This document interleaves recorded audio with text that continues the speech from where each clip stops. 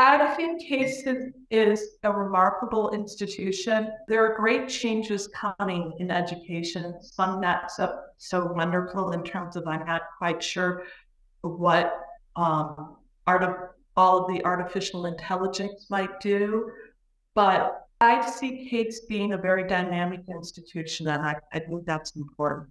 And I certainly appreciate the effort to reflect the best of what is currently happening. After I graduated, I returned to Chicago and worked for the Cook County Office of Public Guardian for 4 years. And then I left the Guardian's office and founded with a colleague of mine from the Guardian's office, Children's Law Group, representing children and parents, mainly in special education matters. Very hard to advocate for your kid if you're worried about putting food on the table. The more interdisciplinary an approach to the discipline of, the law is not static. I'm frankly not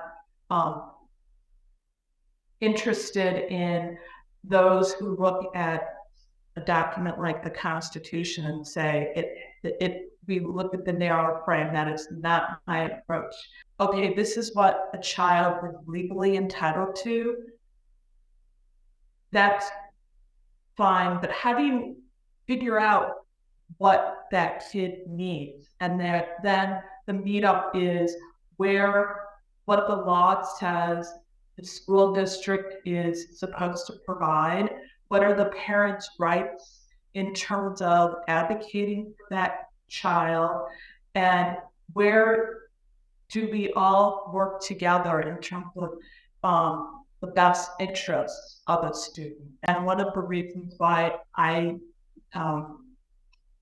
practiced special education law was to make a difference in the lives of kids like myself. And because I firmly believe that one adult can make a profound difference in a child's life if they are willing to be open and give a kid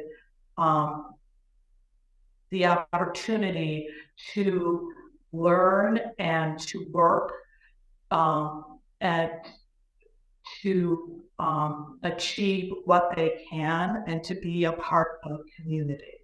One always keeps hope alive, but the path that our country is on is a difficult one, and I am heartened by the fact that we are paying much more attention to people's lived experiences in terms of their mental health and in terms of hopefully inclusion and equity. But we are living in very tense times, and I am currently working with an organization based in Tel Aviv, Israel, that is for deaf and hard of hearing kids. A big part of my practice was representing kids, most of whom had cochlear implants.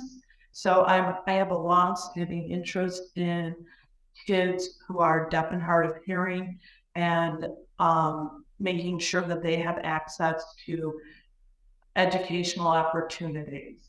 I challenge the institution to continue to engage with the loans and current students to think about what needs to be done in terms of making education available and open to non-traditional voices. Those of us who didn't go to big firms or have the sort of what people think of as the traditional legal career is something that I appreciate, and I think is a reflection on the security that the institution has in itself to be able to think outside the box. And there are there are people and parts of the law school experience that I appreciate. I very much admire Max Sullivan, and I find that the work of people like Laura McNally, who's also being honored this year, very inspiring. And I understand that we are all need to make a contribution, and sometimes and in some places those contributions aren't appreciated. However, I've never had that feeling in case, and that's something that I appreciate. And I appreciate that there is a history of being open to women and minorities that you do not see at other law schools. We always need to push harder, um, achieving perfection, it's never going to happen. We always have to strive to do better.